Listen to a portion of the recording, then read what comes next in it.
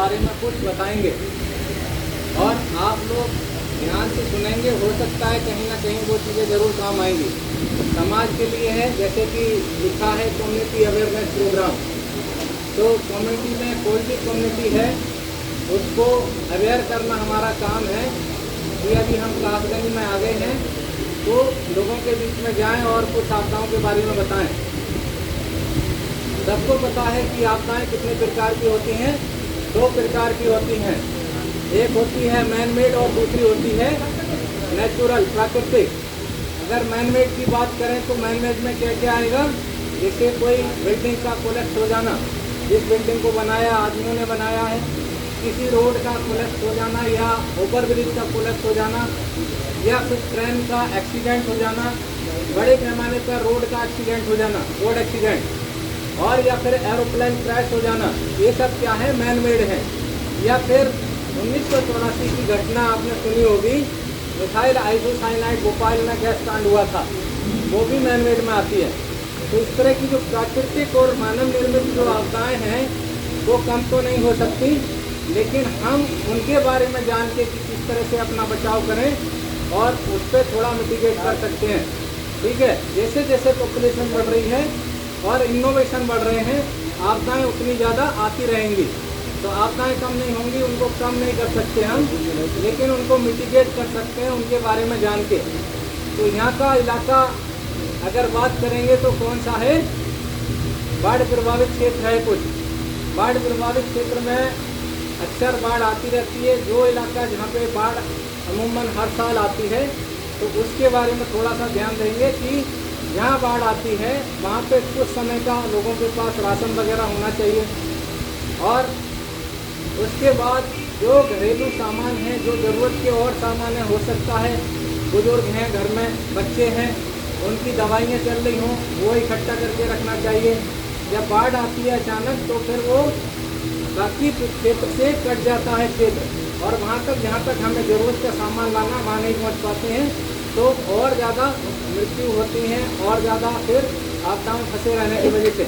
तो ये सब चीज़ें कर लेना चाहिए, खासकर जब जहाँ बाढ़ आती है वहाँ पे कुछ ऐसे अभी खासकर लोग क्या करते हैं, अपनी अपनी नाव तैयार कर लेते हैं, जहाँ नाव बनाते हैं, नाव से आर पार करते हैं क्षेत्र को। या फिर कुछ घरेलू सामान भी रखना चाहिए, वो हम बताएंगे कि कौन कौन सा होना चाहिए। जब बाढ़ के समय सबसे पहले उस घर को छोड़ना है तो ऊँचे स्थान को निर्धारित कर लेना चाहिए कि कहाँ जाना है हमें, या प्रशासन निर्धारित करे कि ऊँचे स्थान पे बाढ़ आएगी तो कहाँ रहेंगे, शेल्टर होम बनेंगे। तो उसमें भी आने जाने के रास्ते के बारे में पता होना चाहिए। जानवरों के लिए चारे की व्यवस्था होनी चाहिए। अगर मान लीजिए किसी वजह से बाढ़ में फंस गए हैं और आपको बाहर नहीं निकल पाए हैं तो आप किस तरीके से बाहर निकलेंगे, वही बताएंगे। तो सबसे पहले अगर प्रशासन आप तक मदद पहुंचा रहा है तो लाइफ बॉय और लाइफ जैकेट उनके पास हैं तो उनकी मदद से बाहर निकलेंगे। अगर लाइफ बॉय की बात करें तो लाइफ बॉय ये रिंग बॉय लाइफ बॉय जैसे कि बना लेते हैं, लेकिन वील का इस्तेमाल करने से क्या होगा, अगर चमकीला तार कहीं चलेगा तो पंचर हो जाएगा, वो पानी में बैठ जाएगा। तो इस तरह से बना सकते हैं, और से बना सकते हैं, या फिर लाइफ बॉय मिले तो इसके सहारे आप बाहर निकल सकते हैं। इसके सहारे बाहर निकलने के लिए मैक्सिमम 4 लोग इससे बचाए जा सकते हैं, और 2 लोग बचने के लिए आपस में बगल में दबाएं और लोग खाली हाथ में डालते हुए बाहर निकलेंगे तो किसी भी किनारे जाके लग जाएंगे। समझ में आ गया होगा कि लाइफ बॉय के सहारे कितने शब्दों का उपयोग और वो पकड़ ले और बाहर निकल जाए। दूसरा, लाइफ जैकेट के माध्यम से भी बाहर निकलना है। जब भी आप पानी में हैं और पानी से बाहर निकलने का प्रयास कर रहे हैं तो लाइफ जैकेट का इस्तेमाल करें। खासकर जब कहीं आप कोशिश में जाते हैं, देखा होगा कि लाइफ जैकेट नहीं करते हैं, हल्की से कमर के ऊपर एक बर्फी जैसा घटना हुई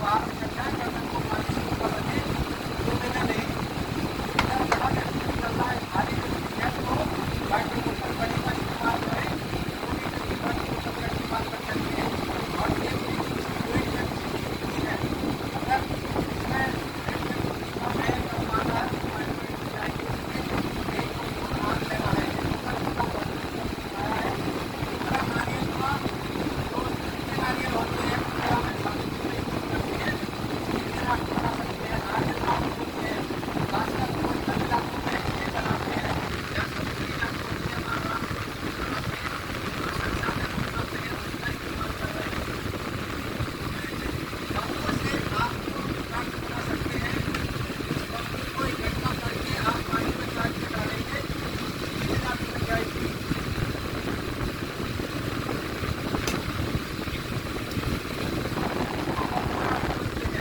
एक छोटा मॉडल के तौर पे बनाया हुआ है, 8-10 बम्बू काट के डालें, 8 फीट लंबे, और उसे पानी में डालेंगे, फ्लोट करेगा, तो ये बैठ के बाहर निकल सकता है। इसी तरह से एक राफ्ट के तौर पर बम्बू से बना सकते हैं, काफी प्लेटफॉर्म जैसा बनाए बड़ा, और उसमें भी बैठ के बाहर निकल सकती है, फ्लोट करता है। जैसे मछली खाने के लिए हमने सोचा कि सारे सैंपल हैं मॉडल के, और सारे हम सीढ़ी का भी इस्तेमाल कर सकते हैं। कहीं पानी में जरूरत है, घरों में ऊपर है, ऊपर तक पानी भर गया है, उसको करने के लिए काम कर रहे हैं। या फिर बर्तन से कोई राफ्ट बना सकते हैं, तो एल्युमिनियम के भट्टे टाइप के होते हैं, पतीली होती है, उसका इस्तेमाल करके राफ्ट, लेकिन उसका एक टाइम ढक्कन बांध रहा है। ये नहीं कि खाली उसकी ऐसे रख दिया, फ्लोट कर रहा है, पानी नहीं लगेगा तब तक तो ठीक है, जब पानी भर जाएगा तो वो डूब जाएगा। इसका राफ्ट बना सकते हैं। इसके अलावा घरों में चारपाई होती है, चारपाई को उल्टा करके पानी में डालेंगे और पानी में उसके पॉलीथीन लगा देंगे, तो वो भी राफ्ट का काम करती है। इसके अलावा आप केले के खड़े जो होते हैं उसको काट के पानी में डालेंगे, वो भी फ्लोट करते हैं, तो उसकी भी राफ्ट बना सकते हैं। ऐसे बहुत सारे संसाधन हैं जिससे राफ्ट बना सकते हैं। खेलने को लिए हम यूज करते हैं, फर्नीचर यूज करते हैं, बास्केटबॉल यूज करते हैं, उसकी राफ्ट बना सकते हैं, जर्किन की राफ्ट बना सकते हैं। बहुत सारे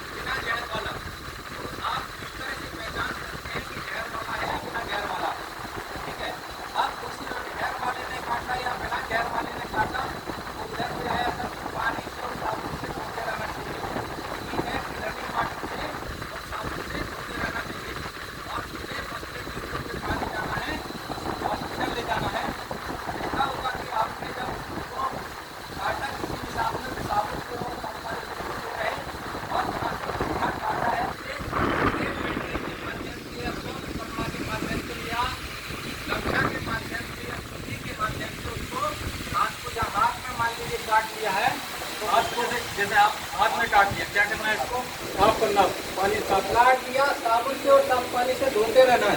फिर उसके बाद वहाँ से क्रेप बैंडेज के माध्यम से उसको लपेट देना है टाइट। एक जगह जो रक्तबंध लगा रहे हैं वो क्यों नहीं लगाते, वो आगे बताऊंगा क्यों नहीं लगाना चाहिए। आप इस तरह से उसको लपेट के सीधा कहाँ लेके जाना है, फिर हॉस्पिटल ले जाना। और हॉस्पिटल में ले जाने के लिए जो विक्टिम है, पेशेंट है, उसको दौड़ाना भगाना नहीं है, सांत्वना देनी है और आराम से किसी साधन से उसको हॉस्पिटल ले जाना है। आप लोग थोड़ा साइड से शटर से खड़े होंगे ना, तो पीछे वालों को भी दिखाई देगा।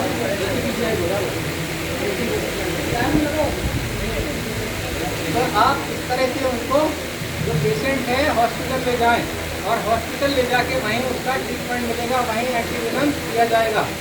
जो सरकारी हॉस्पिटल हैं और जहाँ सांप के काटने की घटनाएं होती हैं, तो वहाँ एंटीवेनम मिल जाएंगे। ऐसा नहीं है कि एंटीवेनम नहीं मिलेगा। अभी आपका एक पॉइंट आया था कि रक्त मात्रा है, रक्त मात्रा एक को नहीं मानना है। अगर रक्त मात्रा मान के लेके जाएंगे तो 4 मिनट के बाद आपको बताएं कि हमारे शरीर को काफी तरीके से ब्लड चाहिए और उसके शरीर में अपनी सेल बना रहने चाहिए। जब सेल के बाद और क्वालिटी ब्लड नहीं बचेगा तो बाकी सेल्स डैमेज होने लगेगी। 4 मिनट के बाद आप 1 घंटे के लिए 1 घंटे तक डैमेज हो जाएगी और हॉस्पिटल में गए, वहाँ जाके आपको जाता है, बिना जहर वाले सांप से काटा है, इसका हाथ काटना पड़ेगा, व्यक्ति गिर जाएगा। आपको पता नहीं था, रक्त का दिमाग में लेके चले गए और उसका हाथ कटवा दिया, साइन कर दिया। इसलिए रक्त नहीं मानना है। दूसरा आया था आपको टीका लगाना। आप लोग जानते हैं टीका लगाने से आपको नहीं पता कि हमारी हार्ट में कितनी टीका है। अगर हार्ट नहीं कट जाएगी तो ब्लड तुम्हारे की तरह बाहर निकलेगा। आप लोग कह रहे हैं कि हम लोग जहर को बाहर निकाल रहे हैं, लेकिन यहाँ ब्लड शरीर से 1 से 2 मीटर बाहर जाएगा, कहीं व्यक्ति को वहाँ में चला जाएगा और उसे इन्फेक्ट करना आप कह रहे हैं कि जहर वाले सांप ने काटा, इसलिए बच्चा जहर उसका फैल गया, लेकिन आपको नहीं पता उसका जहर वाले ने काटा और आपका ब्लड निकाल लेके पिक्चर में मार दिया। टीका भी नहीं लगाना है। दूसरा आया था कि शक करके भी उन्होंने देखा है, पहले तो जहर है उसको बाहर निकालते हैं। तो शक करके बाहर निकालने का मतलब हुआ कि हम नहीं है तो भगवान नहीं, जहर अपने अंदर ले लेंगे। वो कोई शक नहीं करना, वो इंग्लिश है जिन्होंने दिखाते हैं, वो सही नहीं है। और झाड़फूक वाले के पास नहीं लेके जाना है। अगर वहाँ भी लेके जाएंगे तो झाड़फूक वाले, सुना भी होगा आपने कि ठीक हो गया व्यक्ति, ठीक इसलिए हो गया क्योंकि वो नॉन पॉइजन से काटा, बिना जहर वाले ने। जहर वाला काटेगा तो बचेगा ही, ठीक है। तो आपको पता चल गया होगा अब हमें क्या करना है, क्या नहीं करना है। सीधे एंटीवेनम लेके लगवा सकते हैं। अभी कल परसों की ये घटना पड़ रहा था हमें, उसमें लिखा है एक बच्चे को मदरसे में सांप ने काट दिया, कॉमन करें। और कॉमन करें बहुत जहरीला सांप होता है, असल माइक्रो में सबसे ज़्यादा जहरीला है, लेकिन कॉमन करें का पता नहीं चलता है, काट देता तो मतलब बचना नहीं और स्थिति में पहुँच जाता है आदमी। इसलिए दूसरा भी जहरीला होता है। कॉमन करें में काटा और पजामे में घुसा होता है और उसे कुछ दिक्कत हुई, सांस लेने में, तो उसे हॉस्पिटल ले गए। तो हॉस्पिटल में ही पता चला कि सांप घुसा पजामे के, तो उसको 30 एंटीवेनम लगे, 30 और वो जिंदा बच गया। उन्हें सांप से मिल गया, इससे उसने लगा दिए उन्होंने और उसको बचा लिया। 12 साल का बच्चा था, ठीक है। ये सब चीज़ें आप ध्यान रखेंगे। और देखिए आपदा है सांप के काटने की, तो आपको पता चल गया होगा कि आप सांप के काटने के लिए हमें क्या करना है और नहीं करना है। अगर पहले से पता तो अच्छी बात, और नहीं पता तो और पता चल गया कि बात होती है, तो इन चीज़ों पे थोड़ा ध्यान देना है। इसके अलावा आप और भी चीज़ें ढूंढते रहते हैं। भूकंप आया, अभी आया है कल, मैंने कल में 126 साल के इतिहास में बहुत बड़ा भूकंप है आपके लिए, और 10 साल से ज़्यादा लोग मारे जाने की आशंका है। ये जो भूकंप आया है उसमें भी अब भूकंप में क्या करेंगे, मान लीजिए आप भूकंप इलाके में नहीं, आपको कुछ पता होना चाहिए कि आप सोच में है। मान लीजिए यही है भूकंप आया, क्या करेंगे, निकलने का रास्ता है, कोशिश करेंगे बाहर निकले। हो सकता है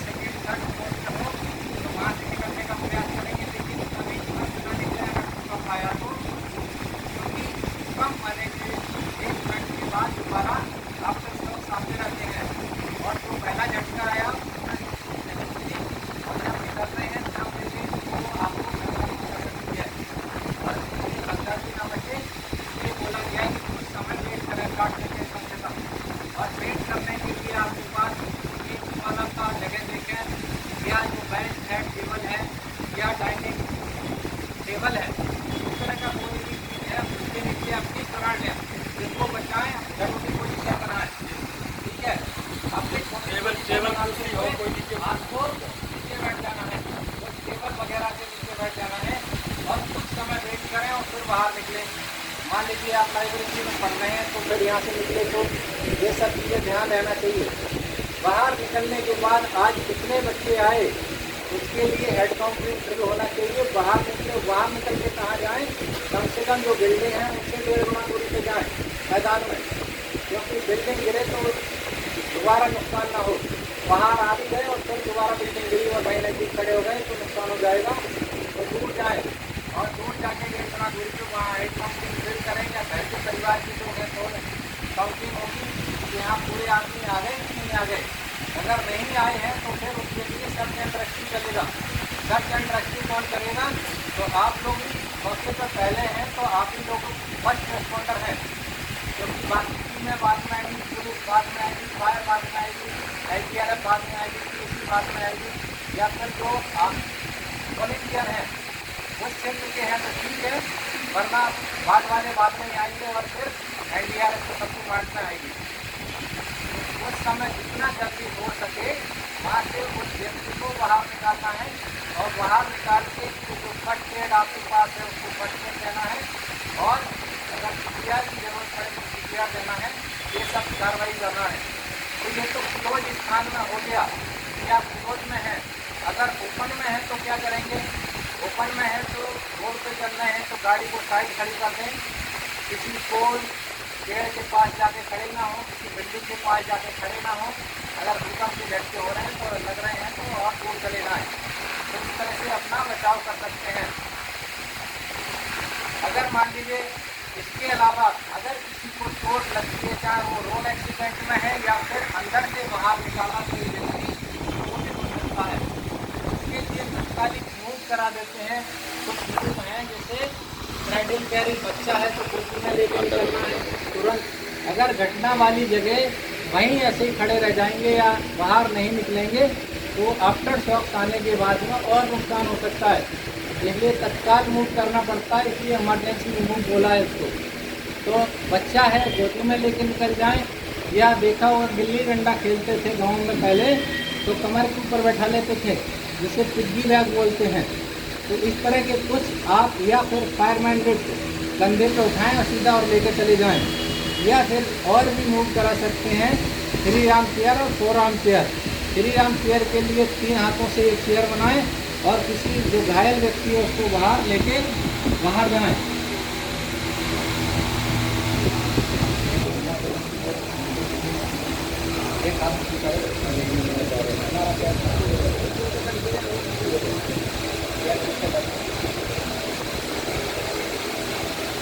इधर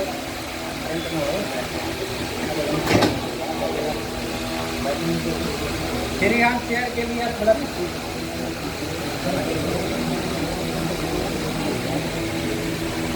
अगर 3 आर्म आप मान लो अपने आपस में भी देख सकते हैं, किसी में भी कोई भी हाथ का राइट हैंड पकड़ो या लेफ्ट हैंड पकड़ो, ठीक है। अगर मैंने लेफ्ट हैंड पकड़ा है तो मेरे सामने वाला भी लेफ्ट हैंड ही पकड़े, और लेफ्ट हैंड को पकड़ के आप पकड़ लो, है ना, या पकड़ो लेफ्ट हैंड, आप खड़े हो जाओ। अब तो इन्होंने भी लेफ्ट हैंड पकड़ा और मैंने भी, अब ये मेरी तरफ घूम गए, घूम जाओ। अब मैंने इनका हाथ यहाँ से पकड़ा, ये यहाँ से, समझ में आ गया, ये 4 आर्म चेयर बन गया। अगर इस पे नीचे बैठेंगे हम घुटने के बल और किसी को बैठा के, जो विक्टिम चल नहीं सकता है उसको बैठा के कैरी करके कुछ दूरी ले जा सकते हैं। अगर वही व्यक्ति जो घायल है क्या करते हैं, कहीं रोड एक्सीडेंट हुआ और वो चल फिर नहीं सकता है तो उसके क्या करते हैं, 2 व्यक्ति आए और उन्होंने हाथ पकड़े और नीचे दूसरे व्यक्तियों ने उसके पैर पकड़े। और कभी भी कोई एक्सीडेंट होता है तो सर्वाइकल इंजरी मानी जाती है।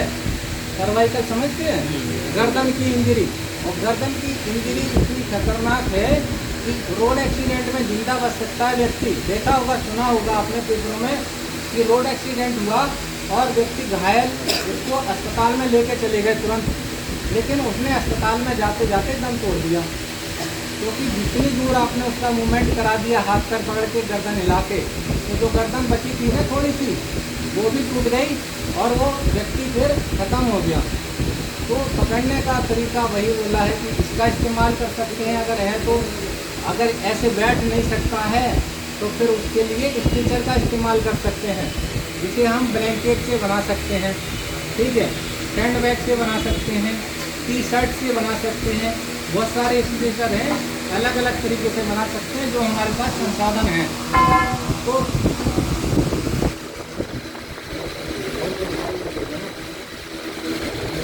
आपको दिखाई नहीं देगा, अगर दिखाई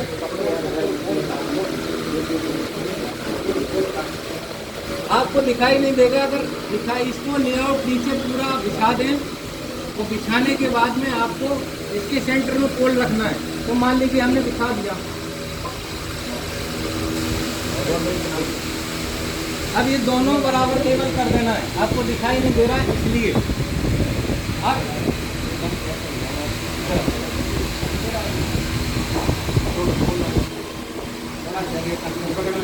इधर दूसरा पोल उसके फिर सेंटर में से थोड़ा सा नजदीक रखना है, दूसरे पोल की तरफ। और जो ऊपर से हमने लेयर करी थी वो ओवरलैप करना है।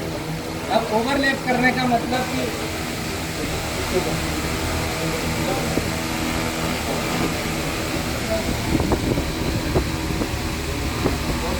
जगह नहीं, ये जो ओवरलैप हो रहा है इसका, आपका इसका मतलब क्या है वो मैं समझा देता हूँ। एक आ जाओ, खोल दिया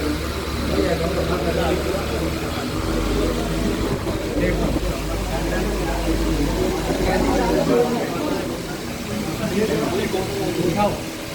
जो ओवरलैप जो हिस्सा हुआ था वो अंदर नहीं निकलेगा, इसलिए ओवरलैप करना है। समझ में आ गया? थोड़ी जगह कम है तो दिखाने में दिक्कत हो रही है। तो इस तरह से एक व्यक्ति को हम स्ट्रेचर बना के जिसके गर्दन में चोट लगी, सर्वाइकल इंजरी हो गई थी, वो आसानी से कैरी कर सकते हैं और उसकी इंजरी को बढ़ाना नहीं है। इसलिए इस तरह से मूव करा के आप हॉस्पिटल पहुंचा सकते हैं, ठीक है।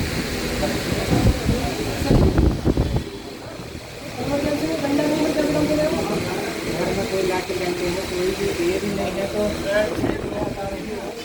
कंबल बना सकते हैं। कंबल भी बना के ले जाएंगे जो सपोर्ट मिलेगा। चक्कर होगी घर में, डंडा लाठी होगा उसको बना देंगे।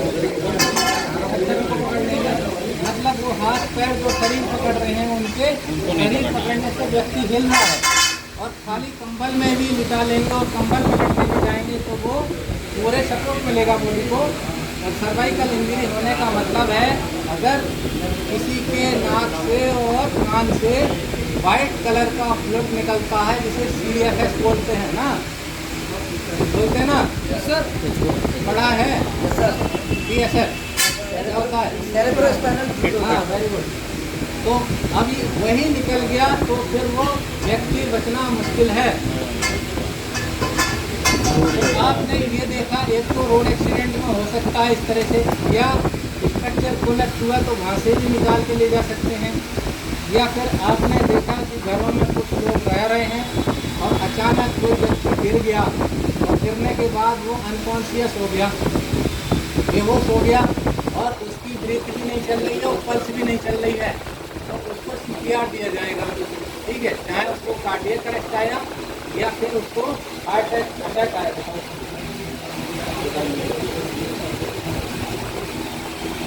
ये एक मैनीक्विन है, क्योंकि CPR कभी भी लाइफ पे नहीं देना। जिंदा व्यक्ति हो उसके ऊपर CPR नहीं दिया जाता। तो मैनीक्विन लेके हम चल रहे हैं। मैनीक्विन का भी एक नुस्खा बना है। ये क्या है? रिप के ऐसे पसलियाँ हैं सभी के। सबसे पहले इस तरह से 2 फिंगर करो इस तरह से, और यहाँ पे कैरोटिड पल्स को चेक करो, चाहे इधर से चेक करो या इधर से। पल्स पल्पेट हो रही होगी, वो कैरोटिड पल्स बोलते हैं। कैरोटिड पल्स मीन्स हार्ट के सबसे नज़दीक वाली पल्स कैरोटिड है, तो उसी को चेक करते हैं। उसको चेक करने से पल्स पल्पेट हो रही है, इसका मतलब कि हार्ट काम कर रहा है। और हार्ट काम नहीं कर रहा है तो दूसरा उसका फिर एयरवेज क्लियर करेंगे। मान लीजिए कोई रोड एक्सीडेंट हुआ और रोड एक्सीडेंट में गांठ टूट के उसके गले में फंस गया, नींद पलट गई, या बहुत सारा गुटखा खा रखा है वो गले में फंस गया, उन सबको निकालने के लिए फिंगर स्वाइप करके उसके मुंह को क्लियर करेंगे, एयरवेज को क्लियर करेंगे, क्योंकि माउथ ब्रीथ देना है आपको। तो ये सब चीज़ आपको पता होना चाहिए कि क्या क्या करना है। तो 3 एक्शन इसमें करने हैं। एक तो कोई व्यक्ति चाहे वो घर में है या रोड एक्सीडेंट में इस तरह की कोई घटना हो गई है और वो व्यक्ति गिरा और आपके सामने गिरा और आपको पता चल गया कि वो अनकॉन्शियसनेस है, ब्रीथलेसनेस है या पल्सलेसनेस है, तीनों चीज़ें उसमें हैं, तो इसका मतलब CPR दिया जाएगा। और CPR का गोल्डन टाइम है 4 से 6 मिनट। अगर 4 से 6 मिनट के अंदर उसको CPR दे दिया जाता है तो उसको जिंदा बचा लिया जाएगा, वरना वो बायोलॉजिकल डेथ में कन्वर्ट हो जाएगा। पहला क्लिनिकल डेथ होता है, दूसरा बायोलॉजिकल डेथ। तो क्लिनिकल डेथ कब हो जाएगी? जब 4 मिनट के अंदर CPR नहीं मिला। तो अब आप देख लीजिए, इसमें आपको एक तो ये रेप केस के बारे में पता होना चाहिए, पसलियाँ। और रेप केस में ऊपर जाएंगे, सभी के यहाँ एक गड्ढा मिलेगा, उसे बोलते हैं G5 कोशिश, ठीक है। दोनों पसलियाँ अगर G5 कोशिश के ऊपर 2 उंगली ऊपर जाएंगे और लेफ्ट साइड में आपको हार्ट मिलेगा। लाखों में सभी व्यक्तियों के कोई एक व्यक्ति होगा लाखों में जिसका राइट में होगा, वरना सबका हार्ट लेफ्ट साइड में होता है। तो आप उसको लोकेट कर लेंगे। अब देख लीजिए प्रोसीजर क्या है, ये तो बता दिया मैंने। ये अगर ये लोकेट करके फिर आपने क्या करना है, अपना राइट हैंड लेना है और लेफ्ट हैंड को उसके साथ लॉक कर देना है, हाथों को सीधा कर देना है और जो व्यक्ति है, पेशेंट है, उसके ऊपर सवार हो जाना है, क्योंकि कंप्रेशन देना है 30 कंप्रेसर और 2 माउथ ब्रीथ। 1 मिनट से 2 मिनट के अंदर 100 से 120 बार कंप्रेसर देना है और 2 माउथ ब्रीथ देना है। और उसका चेस्ट 1/3 दबना चाहिए, जितना मोटा व्यक्ति उसकी बॉडी का 1/3 या कम से कम 2 इंच एडल्ट में, ठीक है। तो इतना दबना चाहिए, तब आपका CPR सक्सेसफुली माना जाएगा, वरना CPR सक्सेसफुली नहीं है, ऐसे नहीं है। तो ये सब चीज़ आपको पता चल गया कि हार्ट को हमें लोकेट कहाँ करना है।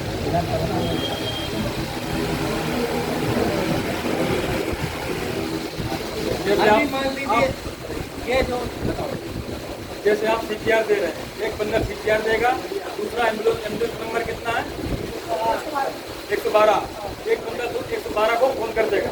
जब तक वो CPR देता रहेगा, जब तक गाड़ी आ जाएगी उसको जब शिफ्ट कर देना। अब देखो CPR देने का तरीका क्या है, मैं आपको बताता हूँ। सबसे पहले कोई बंदा अगर जमीन पर गिर गया, उसको आप सबसे पहले उसको हार्ट सरफेस पे गिरा देना, नीचे कोई छूने वाली चीज ना हो। उसको आप नीचे जाएंगे, उस पर 3 बार टैप करेंगे, A R you okay, A R you okay. वो कोई रिस्पॉन्स नहीं दे रहा है, तो आप क्या करोगे, उस पर कैरोटिक पल्स होती है, ये यहाँ पर उंगली लगानी है और कैरोटिक पल्स चेक करनी है। अगर कैरोटिक पल्स नहीं चल रही तो CPR स्टार्ट कर देना और लुक लिसन फील वो भी एक बार चेक करना है, ऐसे लगा करके। अगर सांस चल रही हो तो आपको लाइजे का काम और चेस्ट अप राइट होगा, हाथ लगाओगे पता पीछे वालों को नहीं पता चलता होगा। कुछ चीज़ें इसमें जो बताया गया है वो ये है कि आप समझ लेना। तो मैंने फोन लेकर ऊपर दिखाया था, नीचे क्या कार्रवाई चल रही है वो समझ लेना। सबसे पहले कोई अगर व्यक्ति 3 चीज़ें देख लेना है कि वो ब्रीथलेसनेस है, पल्सलेसनेस है और अनकॉन्शियसनेस है, इसका मतलब उसे CPR दिया जाएगा। तो सबसे पहले हम कैरोटिड पल्स चेक करेंगे। कैरोटिड पल्स अब्सेंट मिलेगी, फिर एयरवेज चेक करेंगे। एयरवेज चेक करने के 2 मेथड हैं, एक तो ट्रॉमा केस है और एक medical case. Trauma case road accident हुआ, चोट लगेगी, हेड इंजरी हुई, तो उसके हेड को फिक्स करते हुए उसके जो थ्रस्ट मेथड से मुंह खोलेंगे और देखेंगे। और मेडिकल केस है, घर में गिर गया है तो उसके बगल से ही उसके मुंह को क्लियर कर देंगे। एयरवेज क्लियर करने के बाद आपको ब्रीथिंग देखना पड़ेगा। ब्रीथिंग देखने के लिए लुक, लिसन, फील 3 चीज़ों का इस्तेमाल करेंगे। लुक मीन्स चेस्ट की तरफ हाथ रखेंगे और देखते रहेंगे कि उसका फाज वाइज हो रहा है कि नहीं, या लिसन मीन्स सुनेंगे कान से कि सरसराहट के साथ सांस ले रहा है कि नहीं, या फिर फील महसूस करेंगे कि गरम गरम सांस बाहर छोड़ रहा है कि नहीं। तो अगर ब्रीथिंग भी एब्सेंट मिलती है तो स्टार्ट CPR करेंगे। और स्टार्ट CPR करने से पहले आपको एम्बुलेंस को कॉल करना पड़ेगा। एम्बुलेंस को कॉल कर दो कि मैं फलाना व्यक्ति फलानी जगह कोई मुझे एक व्यक्ति मिला है जिसकी मैं मदद कर रहा हूँ, मेरी मदद के लिए आप तुरंत पहुँचें और आप अपना काम शुरू कर देंगे। कहाँ जाएंगे? रिप केस में जाएंगे, डिफाइड प्रोसेस तक पहुँचेंगे और फिर 2 उंगली ऊपर मास्टर हैंड जो भी आपका है वो सपोर्टिंग हैंड दोनों को लॉक करेंगे और उसके ऊपर 30 कंप्रेशन देंगे और 2 माउथ ब्रीथ। तो 2 रेस्ट पर काम कर रहे हैं तो 30 कंप्रेशन देंगे और 2 माउथ ब्रीथ देंगे। माउथ ब्रीथ देने के लिए उसके मुंह को खोलें, नाक को बंद करें। ये नहीं मुंह खोल दिया और नाक से बाहर निकल गई हवा, तो नाक को बंद करेंगे, मुंह खोलेंगे और बैरियर डिवाइस का इस्तेमाल करेंगे। हो सकता है आपके पास कोई साफ कपड़ा हो, रुमाल हो। क्यों? क्योंकि उसके अंदर बीमारी है तो वो आपके अंदर ना आए और आपके अंदर कोई बीमारी है तो उसके अंदर ना जाए। या फिर CPR मास्क का इस्तेमाल करेंगे या फिर हमारे पास फेस शील्ड है, फेस शील्ड का इस्तेमाल करेंगे। तो जो आपके पास है उसका इस्तेमाल करें, 30 कंप्रेशन दें और 2 माउथ ब्रीथ दें। एक कंटिन्यू तब तक चलेगा जब तक कि आपके पास एडवांस केयर ना आ जाए। जो एम्बुलेंस है आपने कॉल किया वो ना आ जाए। हो सकता है आपको ये CPR आधे घंटे तक देना पड़े। ठीक है, अब देख लो कैसे कैसे देना है। 30 बार कंप्रेशन देना है। ये तो है CPR मास्क। ठीक है, बन पे होता है, इसमें कपड़ा उपड़ा लगाने की ज़रूरत नहीं। अगर मुंह के ऊपर लगाएंगे, नाक के ऊपर इस तरह से और फिर उसको सांस भरेंगे और छोड़ेंगे फिर 3 से 5 सेकेंड के अंदर 2 बार। 1 and 2 and 3 and 4 and 5 and 6 and 7 and 8 and 9 and 10, 11, 12, 13, 14, 15, 16, 17, 18, 19, 20, 21, 22, 23, 24, 25, 26, 27, 28, 29, 30। 30 bar chest को कंप्रेशन करना है, 2 ब्रीदिंग। अभी ये कोई क्वेश्चन आ रहा ये हो, लगातार करते रहना है। पढ़ने वाले हो तो ये CPR कंटिन्यू 5 साइकिल देने के बाद में कैरोटिड पल्स चेक करेंगे कि पल्स वापस आ गई है कि नहीं। ठीक है, और वो जब माउथ ब्रीथ देते हैं तब भी चेस्ट फॉल राइज होता है तो थोड़ा आइडिया लगता है कि उसकी सांस वापस आ रही है। तो ये सब चीज़ आने के बाद फिर बाकी और अगर हमारे पास होती रहेंगी। ये वाला मास्क नहीं है ना, घर में रुमाल होगा तो ये चीज़ उसको लगा कर ये सब चीज़ करने के लिए आपको ये करने के बाद आप क्या करेंगे? अगर आधे घंटा तक आपने CPR दिया और आपको लग रहा है कि वो 4 से 6 मिनट गोल्डन टाइम बताया है, उसके बाद तो वो मर जाएगा, है ना? यही लग रहा है ना? तो 4 से 6 मिनट लगे तो आप उसके बाद CPR देना बंद कर दोगे क्या? नहीं, उसे 1 घंटा भी लग सकता है आपको, लेकिन बशर्ते ध्यान रहे उसके नाक से कान से खून ना आया हो। ठीक है, और आपके सामने की घटना है तो वो व्यक्ति जिंदा बच सकता है। क्यों? अब हम उसकी साइकिल को पूरा कर रहे हैं, हार्ट से जो ब्लड को पंप कर रहे हैं वो पूरे शरीर में जा रहा है और जो 2 बार माउथ से ब्रीथ दे रहे हैं, सांस दे रहे हैं, तो ऑक्सीजन हम उसको दे रहे हैं मुंह से। अब आप कहोगे हम तो बाहर कार्बन डाइऑक्साइड छोड़ते हैं मुंह से। अरे कुछ क्वेश्चन आ रहा है समझ में या बिल्कुल आ रहा है? वो कार्बन डाइऑक्साइड दे रहे हैं या ऑक्सीजन दे रहे हैं? ऑक्सीजन ही दे रहे हैं, क्योंकि वायुमंडल में ऑक्सीजन कितनी है? 21%। ठीक है, अब 21% हम ऑक्सीजन ले रहे हैं तो कितनी कंज्यूम कर रहे हैं? 5%। 16% हम वापस छोड़ दे रहे हैं, वो 16% हम उसको दे रहे हैं, तो उसमें से जो यूज करेगा फिर वापस आ जाएगी। तो आपको पता है कि जो सांस दी वो कहाँ जाएगी? लंग्स, फेफड़े तक गई। और फेफड़े में क्या है? एल्वियोली है। एल्वियोली के अंदर एक्सचेंज होगी, कार्बन डाइऑक्साइड और ऑक्सीजन बढ़ा होगा आप लोगों ने। ठीक है, और फिर वो कन्वर्ट होकर फिर ऑक्सीजनेटेड ब्लड तैयार हुआ और फिर हमारे शरीर में सप्लाई हो रहा है, आर्टिफिशियल तौर पर हो रहा है ना? शरीर का ब्लड तो बाहर नहीं निकला ना, तो आर्टिफिशियल तौर पर सप्लाई हो रहा है, इसलिए वो जिंदा है। हम उसके हार्ट को बचाए हुए हैं। अगर वो 4 से 6 मिनट समय निकल गया तो वो क्लिनिकल डेथ में चला जाएगा, और जहाँ क्लिनिकल डेथ हो गई है और जहाँ 10 मिनट हो गए वहाँ बायोलॉजिकल डेथ में कन्वर्ट हो जाएगा, फिर उसको रिवाइव नहीं कर सकते।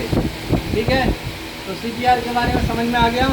अगर कोई अभ्यास करना चाहे तो कर सकता है, और किन परिस्थितियों में CPR नहीं दिया जाएगा वो भी पता होना चाहिए। ये तो पता होना चाहिए ना, क्योंकि मान लीजिए बताया था कि तीन चीज़ें चाहिए सीपीआर देने के लिए कि तीनों अब्सेंट होनी चाहिए, ब्रीथलेसनेस, पल्सलेसनेस और अनकॉन्शियसनेस। अगर मान लीजिए घर में कोई व्यक्ति छोड़ के गए आप और वो आप घर से निकले, आपके बाद गिरा और 4-5 घंटे बाद आप घर में एंट्री करें, तो आपको ये सीख लिया आपने कि ये तीनों चीज़ें उसके अंदर अब्सेंट है और हम उसको सीपीआर दे दें। और वो व्यक्ति 4 घंटे हो गए, और वो कैसे पहचाने कि 4 घंटे हो गए उसको?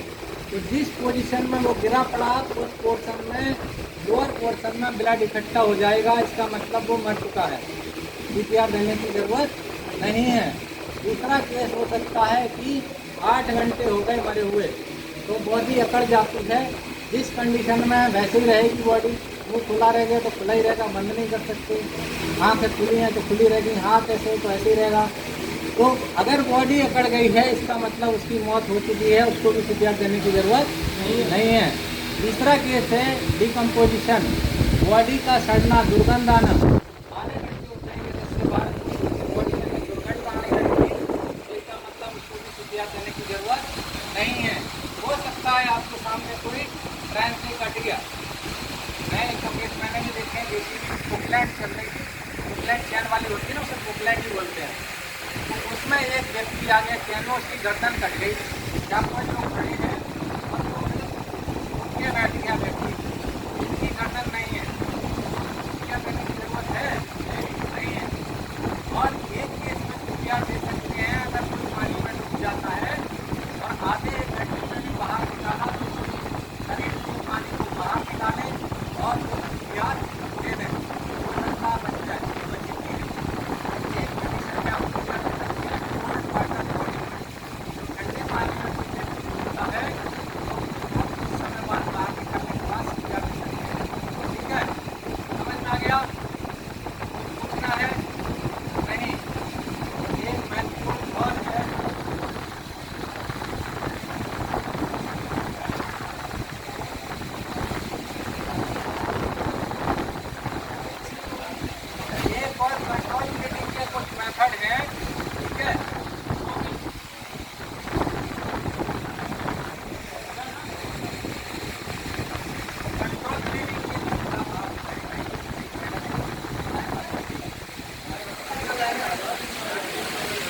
कंट्रोल ब्लीडिंग के लिए आपको पता है कि ब्लड को कंट्रोल करना बहुत ज़रूरी है। अगर शरीर में ब्लड नहीं रहेगा तो व्यक्ति कोमा में जाएगा और फिर मर जाएगा। तो कंट्रोल करना आना चाहिए ब्लड को। उसके लिए कुछ मेथड हैं, 4 मेथड, उनको हम अप्लाई करते हैं लेकिन हमें पता नहीं है ना। अप्लाई तो करते हैं, पता नहीं है। अगर मान लीजिए आपके ही हाथ में चोट लगे तो आप क्या करते हैं, उसको कस के पकड़ लेते हैं। तो वो पहला मेथड हो गया डायरेक्ट प्रेशर, ठीक है। डायरेक्ट प्रेशर से आपने पकड़ा तो और फिर तो 1-8 मिनट में आपने हटा के देखा कि खून तो बह रहा है, फिर पकड़ लेंगे। तो आपको ये नहीं पता कि जो ब्लड का क्लॉट होता है वो 6 मिनट के बाद होता है। कितने मिनट के बाद? 6 मिनट कम से कम चाहिए। इसलिए आप हटाया और देखा तो फिर इस तरह से वो ब्लड कंटिन्यू रहता है, बहता रहता है, रुकता नहीं। तो कहीं भी अगर चोट लगे तो उसको पहले साफ करें, साफ कपड़े से। मान लो चोट यहाँ पे लगी है, पहले उसको क्या करें, अंदर से बाहर की तरफ साफ करना है और एक गोल पीस लगा करके उसको दबा लेना है।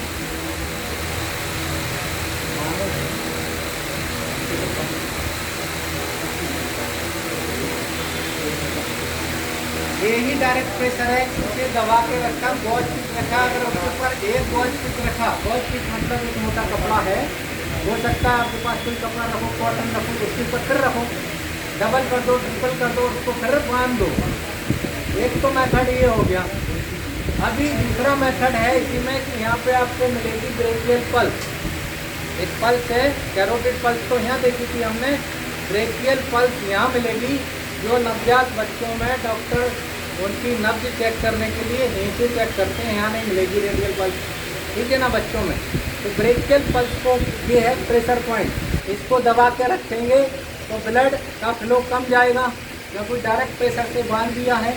दूसरा यहाँ से ब्लड को कम करने के लिए हमने प्रेशर पॉइंट दिया, तो दूसरा मेथड हो गया प्रेशर पॉइंट, ठीक है। अब इन्होंने यहाँ से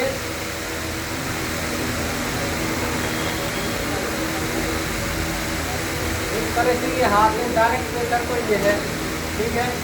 अब यहाँ पे ये प्रेशर पर जहाँ बताई थी ये दबा के रखेंगे तो आपको क्या होगा, यहाँ से प्रेशर कम